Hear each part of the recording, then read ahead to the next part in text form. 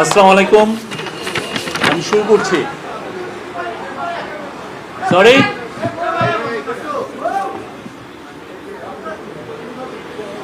হয়েছে?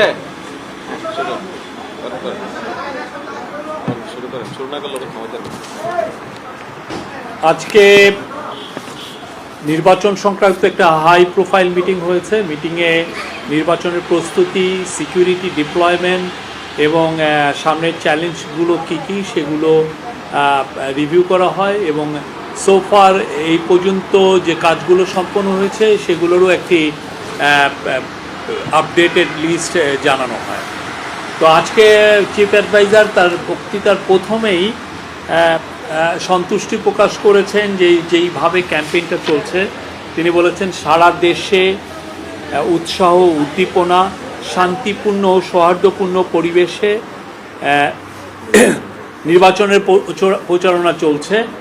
উনি বলছেন কেউ কারো বিরুদ্ধে ত্রুটি, কটু কথা কেউ বলছেন না, কোনো অভদ্র আচরণও হচ্ছে না, আমাদের অভদ্র কথাও হচ্ছে না। আমাদের রাজনীতিক ইতিহাস ও সংস্কৃতির জন্য এটি খুবই ইতিবাচক পরিবর্তন। উনি বলছেন এখন পর্যন্ত প্রস্তুতি পর্ব খুব ভালোভাবে সম্পন্ন হয়েছে, আমরা সন্তুষ্ট, উই আর ভেরি হ্যাপি। উনি বলেছেন আমাদের জন্য এখন চ্যালেঞ্জ হচ্ছে টু মেক ইট পারফেক্ট। ভোটটা যাতে পারফেক্ট হয় সেটা হচ্ছে আমাদের জন্য এখন মেন চ্যালেঞ্জ। আর নেক্সট 1 উইক উনি বলছেন যে খুবই ক্রুশিয়াল। আপনারা জানেন ইলেকশন 12 তারিখে, মানে আজকের থেকে মাত্র 4 দিন পরেই। উনি বলেছেন ভোট উৎসব মুখর হবে এবং সেই জন্য এবং এটাকে যে করেই হোক সেফ, এটা সেফ হবে। উনি আশা করছেন এটা সেফ হবে। নারীরা আনন্দের সাথে ভোট দিবেন, পুরো পরিবার একসাথে ভোট উৎসবে যোগ দিবে। আমি আশা করি এই ভোট ইতিহাসে স্মরণীয় হয়ে থাকবে, উনি এটা বলেছেন। তো আজকে মিটিংয়ে প্রথম যে বিষয়টা আসে সেটা হচ্ছে যে আপনি জানেন যে পুলিশকে বডি অন ক্যামেরা দেওয়া হয়েছে। সারা বাংলাদেশে প্রায় 43,000 ভোট কেন্দ্র, তার মধ্যে 25,700 বডি অন ক্যামেরা দেওয়া হচ্ছে এবং এই বডি অন ক্যামেরা কীভাবে কাজ করছে এইটার একটা ডেমনস্ট্রেশন হয়েছে আজকের মিটিংয়ে। প্রথমেই এই ডেমনস্ট্রেশনে র্যান্ডমলি 5টা জায়গায় চিফ অ্যাডভাইজার যারা বডি অন ক্যামেরা ক্যারি করছিলেন তাদের সাথে কথা বলেছেন। তো এই জায়গাগুলো যেমন আছে একদম তেঁতুলিয়াতে উনি কথা বলেছেন, আবার সেই কথা বলেছেন খাগড়াছড়িতে কথা বলেছেন। দেশের প্রত্যন্ত জায়গায় কোথায় কোথায়, এবং এই জায়গাগুলো এমন না যে আগে এটাকে প্রস্তুত করা ছিল, এটা র্যান্ডমলি সিলেক্ট করা হয়েছে। আরেকটা ছিল নির্বাচন সুরক্ষা অ্যাপ। নির্বাচন সুরক্ষা অ্যাপটাও এখন পুরোপুরি চালু হয়ে গেছে এবং এই নির্বাচন সুরক্ষা অ্যাপটা শুধুমাত্র ইউজ করবেন যারা নির্বাচনের দায়িত্ব নিয়োজিত কর্মকর্তা এবং সিকিউরিটি অফিসিয়ালগুলো। তো কোনো নির্বাচন কেন্দ্রে বা নির্বাচন কেন্দ্রের বাইরে কোনো যদি গণ্ডগোল গোলযোগ হয়, কোনো ভায়োলেন্স হয়, সেক্ষেত্রে নির্বাচন সুরক্ষা অ্যাপের মাধ্যমে খুব দ্রুত বিভিন্ন সিকিউরিটি ফোর্সের কাছে বার্তা চলে যাবে, রিটার্নিং অফিসারের কাছে বার্তা চলে যাবে, সেন্ট্রালি ইলেকশন কমিশনের কাছে বার্তা চলে যাবে। এর ফলে ইলেকশন কমিশন এবং নির্বাচনের কাজে নিয়োজিত সিকিউরিটি ফোর্সেস তারা খুব দ্রুত ইন্টারভেন করতে পারবেন এবং খুব দ্রুত পরিস্থিতি নিয়ন্ত্রণে আনতে পারবেন। এইটা হচ্ছে নির্বাচনী সুরক্ষা অ্যাপ। এইরকম এক আমাদের যখন আপনি জানেন দুর্গাপূজা হয়েছিল, এই বছর দুর্গাপূজা এবং গত বছর দুর্গাপূজায় এরকম একটা অ্যাপ চালু হয়েছিল এবং তখন এই বছর দুর্গাপূজার 32,000 মণ্ডপকে এই অ্যাপের আওতায় আনা হয়েছিল এবং এটা খুবই পরীক্ষিত এবং এটা খুব এফেক্টিভ কাজ করছে।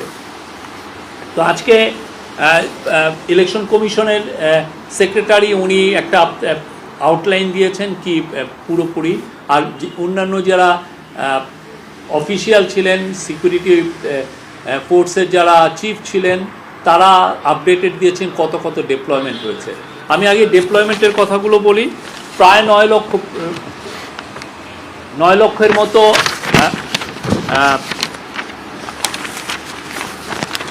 9 লক্ষের মতো মেম্বার অফ সিকিউরিটি ফোর্সেস, তার মধ্যে 1,08,000 হচ্ছে arm forces member, that means army, navy এবং এয়ারফোর্সের। এদের ডেভেলপমেন্ট মোটামুটি শুরু হয়ে গেছে। তার মধ্যে আর্মি এবং নেভি এবং এয়ারফোর্সের 1,08,885 জন অলরেডি ডিপ্লয়েড হয়ে গেছে। বিজেপির 37,453 জন অলরেডি ডিপ্লয়েড হয়েছে। তাদের 37,453 জন সদস্য হচ্ছে 1210টি প্লাটুনে। কোস্টগার্ডের 10টি জেলায় 17টি আসনে, মানে 20টি উপজেলায় 69টি ইউনিয়নের তাদের 3,585 সদস্য মোতায়েন করা হয়ে গেছে অলরেডি। পুলিশের কাজটা, পুলিশ ডেপ্লয়মেন্টটা হবে একটু দেরিতে, সেটা ওদের কিছু কিছু কাজ ওরা কাজ করে রেখেছে, বা ডেপ্লয়মেন্টটা ওরা হবে 11 তারিখ সকালে। আর পুলিশের ডেপ্লয়মেন্ট হবে 1,57,000। আর আনসারের 5,67,866 জন আনসার সদস্য, এদের ডেপ্লয়মেন্ট কালকের থেকে শুরু হবে। ওরা স্ব ডিস্ট্রিক্টের থেকেই তো ডেপ্লয়মেন্ট হবে, অতএব এটা কালকের মধ্যে এই ডেপ্লয়মেন্টটা কমপ্লিট হয়ে যাবে, আনসারের যিনি প্রধান এটা জানিয়েছে। আর এছাড়া র্যাবের কথাও বলেছি, র্যাবের ডেপ্লয়মেন্ট টু টাইম মতো ওরা যখনই সময় হবে, ওরা অলরেডি যে কাজগুলো প্রস্তুতিমূলক কাজগুলো করেছেন, ডেপ্লয়মেন্টটা শুরু হয়ে যাবে। এছাড়া আজকে ইলেকশন কমিশনের যিনি সেক্রেটারি আক্তার হোসেন, উনি জানিয়েছেন যে মোট 299টি আসনে ইলেকশন হচ্ছে। আপনি জানেন শেরপুর 3 আসনের প্রার্থীর মৃত্যুজনিত কারণে এটা স্থগিত আসন হিসেবে ডিক্লেয়ার করা হয়েছে। নির্বাচন, আপনারা জানেন নির্বাচনের তফসিল ঘোষণা হয়েছে 11ই ডিসেম্বর 2025। ভোট গ্রহণের তারিখ 12ই ফেব্রুয়ারি। আবারও বলছি, প্রতিদ্বন্দ্বী প্রার্থীর মোট সংখ্যা 2029 জন, আসন সংখ্যা 299-এর কারণে। রাজনৈতিক দলের মোট প্রার্থীর সংখ্যা 1,755 জন, স্বতন্ত্র প্রার্থীর মোট সংখ্যা 274 জন, মহিলা প্রতিদ্বন্দ্বী প্রার্থীর মোট সংখ্যা 83 জন, দলীয় হচ্ছেন 63 জন এবং স্বতন্ত্র 20 জন। পুরুষ প্রতিদ্বন্দ্বী প্রার্থীর সংখ্যা 1946 জন, দলীয় 1692 এবং স্বতন্ত্র 254 জন। আবার ভোটারের সংখ্যা যেহেতু 299টি, ভোটারের সংখ্যা একটু সেই একটি আসনের ভোটার এখানে ক্যালকুলেট হয়নি। তো পুরুষ ভোটারের সংখ্যা হচ্ছে 12,11,793 জন। তার মধ্যে পুরুষ হচ্ছে 6,28,25,361 জন, মহিলা 6,28,85,82 জন এবং আমাদের হিজড়া জনগোষ্ঠীর 1,232 জন। মোট ভোট কেন্দ্র 42,779।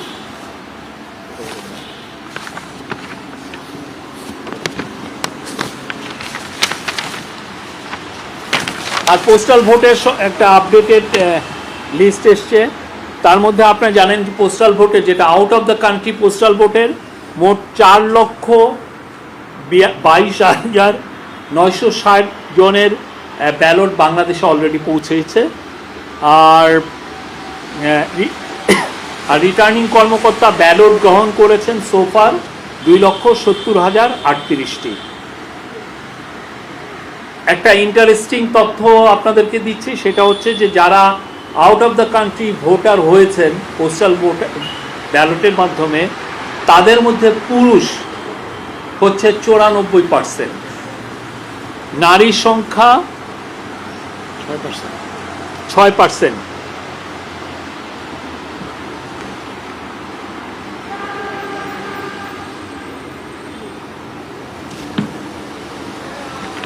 আর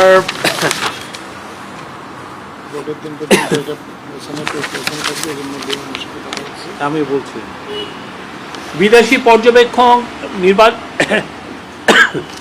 বিদেশি পর্যবেক্ষণ প্রায় 400 জন থাকছেন, আর দেশি পর্যবেক্ষক প্রায় 50,000-এর মতো থাকছেন, আর সাংবাদিক থাকছেন সোফার আমরা এস্টিমেটেড করেছি যে 120 জনের মতো বিদেশি সাংবাদিক এই ইলেকশনটা কভার করবেন।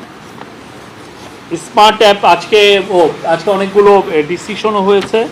তার মধ্যে একটা জিনিস আজকের মিটিংয়ে জানানো হয় যে স্মার্ট নির্বাচন বন্ধু ভোটার যেটা একটা হটলাইন নাম্বারটা ইনাগরেট করা হয়েছে, সেটা হচ্ছে 333-333। নির্বাচন সংক্রান্ত কোনো কমপ্লেন, কোনো অ্যালার্ট, কোনো অভিযোগ, যে কোনো ধরনের ইনফরমেশন আপনারা এই ফোন 333-তে ফোন করে আপনারা জানতে পারবেন, এবং সেই বিষয়ে তারা উপযুক্ত, আপনারা যদি কোনো ব্যবস্থা নিতে বলেন সেই অনুযায়ী তারা আপনাদেরকে সে ব্যবস্থাও নেবেন।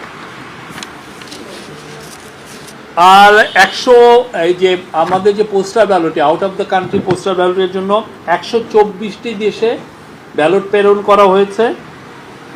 আর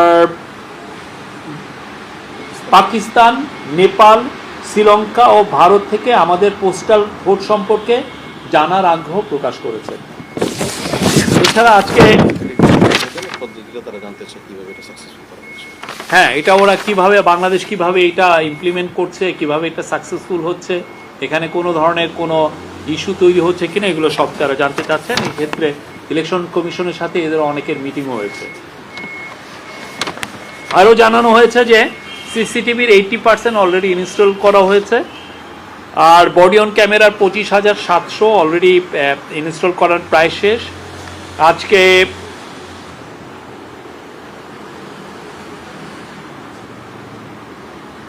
আর তেমন কিছু নাই। আজকে ওই ইলেকশন কমিশনের চিফ সেক্রেটারি, আপনি জানেন পাশা নিয়ে একটি নিউজ হয়েছে, সেই বিষয়ে আমাদের deputy press secretary Azad Majumdar বলবেন। ইলেকশন কমিশনের সেক্রেটারি এই বিষয়ে আজকের মিটিংকে অবহিত করেন।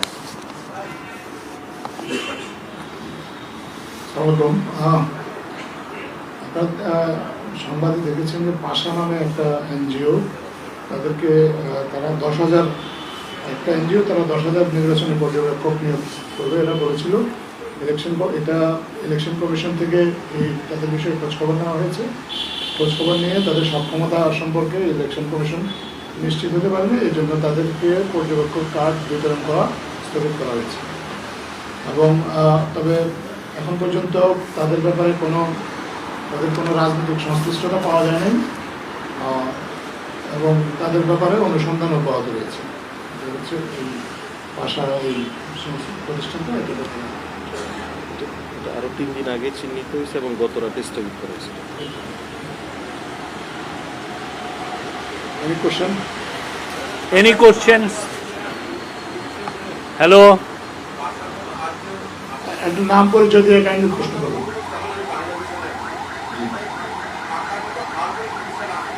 না, এই একটা বিষয় বলা হয়েছে, এর বিষয়ে একটা প্রতিষ্ঠানের ব্যাপারে শুধু সিদ্ধান্ত।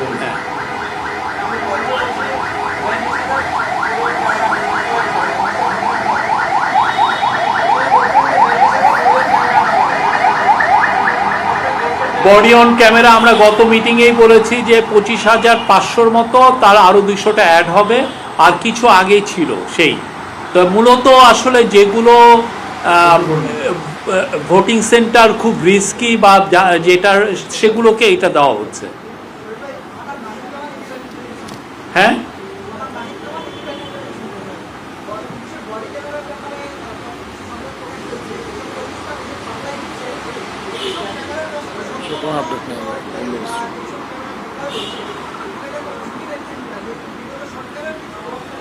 আজকে তো ডেমনস্ট্রেশন, লাইভ ডেমনস্ট্রেশন হলো।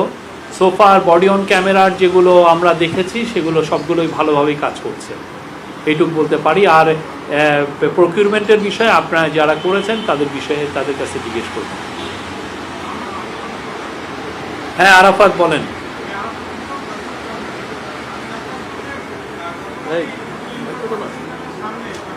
বিষয়ে আমরা যে বিবৃতি দিচ্ছি আর কিছু আপডেট করার না।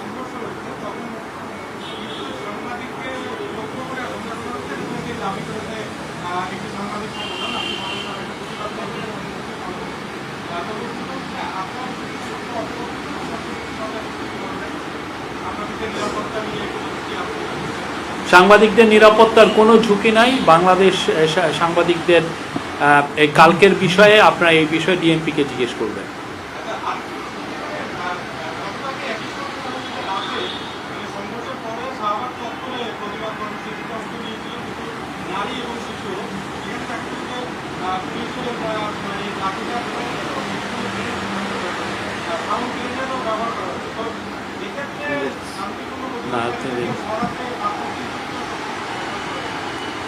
আমরা এই বিষয়ে আমি বলছি তো, এই পুরো বিষয়ে আমরা অলরেডি একটা স্টেটমেন্ট দিয়েছি। আরও যদি ফার্দার আপনারা ইনফরমেশন জানতে চান আপনারা ডিএমপির সাথে কথা বলবেন। বলেন।